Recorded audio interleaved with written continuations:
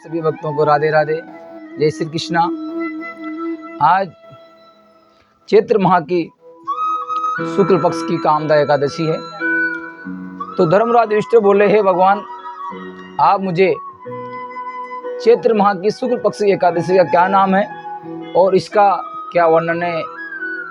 धर्मराज युधिष्ठिर भगवान कृष्ण पूछते हैं। तो भगवान कृष्ण बोले कि चैत्र माह की शुक्ल पक्ष की एकादशी का नाम कामदा एकादशी है और इस एकादशी को करने से उत्तर की प्राप्ति होती है और सभी पापों से छुटकारा मिलता है। तो भगवान श्री कृष्ण ने एक पौराणिक कथा सुनाई। प्राचीन काल में एक भोगीपुर नाम का एक नगर में पुंडरीक नामक राजा राज्य करता था। अनेकों अप्सरा, गंधर्व, किन्नर आदि वहाँ वास करते थे। उसी जगह ललिता और ललित नाम के दो स्त्री वहाँ पर गाना बजाना, नाच, व्यवसाय घर में निवास करते हुए रहते थे। तो एक समय राजा पुंडरीक गंधर्वों से एक सभा में क्रीड़ा कर रहे थे। तो उस जगह ललित गंधर्व भी उनके साथ गाना गा रहा था, लेकिन वो उनकी पत्नी के योग में पत्नी को याद करने वाले गाने गा रहा था, अशुद्ध गाना गाने लगा। तो नामराज कर्कोटक ने राजा पुंडरीक से इसकी चुगली आदि कर दी। इस पर राजा पुंडरीक ने ललित को श्राप दिया, अरे दुष्ट, तू मेरे सामने गाता हुआ भी अपनी स्त्री का स्मरण कर रहा है, इससे तू कच्चे मांस और मनुष्य का खाने वाला मांस राक्षस होगा। उसको श्राप दिया। उसी समय ललित एक बहुत भयंकर राक्षस बन गया राजा पुंडरीक के श्राप से। जब उसकी पत्नी ललिता को पता चला कि इसका प्रीतम भूत राक्षस बन गया है, तो उसके योग में बहुत परेशान हुई, बहुत दुखी हुई। वो सदैव अपने पति के उद्धार के लिए सोचने लगी, कहाँ जाऊं, क्या करूं। एक दिन वो घूमते हुए विंध्याचल पर्वत चली गई। उसने उस जगह सरंगी ऋषि का आश्रम देखा। वो शीघ्र ही उस आश्रम में गई और सरंगी ऋषि से उन्होंने उसके बारे में उपाय पूछा। तो सरंगी ऋषि बोले, हे सुबह, तुम कौन और यहाँ किस लिए आई हो।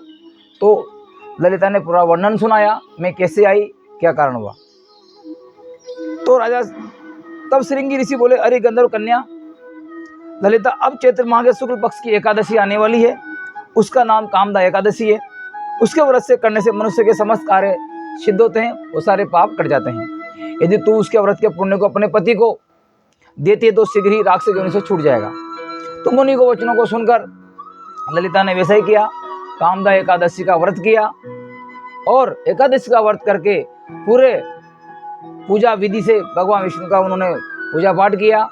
और ऐसा करने के बाद भगवान से प्रार्थना की कि ईश्वर, मेरा पति इस राक्षस योनि से बाहर निकले और एकादशी का फल देने की उसका पति राक्षस योनि से छूट गया, अपने पुराने सारे स्वरूप को प्राप्त हुआ और वापस वो अपना पति पत्नी साथ में विहार करने लगे। तो कामदा एकादशी के प्रभाव से बड़े से बड़े पाप, संकट, कष्ट दूर होते हैं और सारे संकट कष्ट दूर होते हैं। और राजा पुंडरीक के वो ललित श्राप से मुक्त हुआ और दोनों पति पत्नी विमान में बैठकर स्वर्ग को गए। तो इस व्रत को विधि पूर्वक करने से सारे पाप, सारे संकट कष्ट दूर होते हैं और सभी व्रतों में एकादशी का व्रत बहुत बड़ा बताया गया है। तो आप सभी इसकी कथा भी श्रवण करें और सारे कथाओं को श्रवण करने से और इसकी कथा सुनने से, कथा सुनाने से भी पाप, संकट, कष्ट दूर हो जाते हैं। तो आप एकादशी के दिन सभी पूरी परिवार के साथ एकादशी कथा सुने, श्रवण कराएं, भक्तों को भगवान से जोड़ें और हो सके दान दक्षिणा करें। आप सभी को राधे राधे, जय श्री कृष्णा, श्री राधे राधे, जय श्री कृष्ण।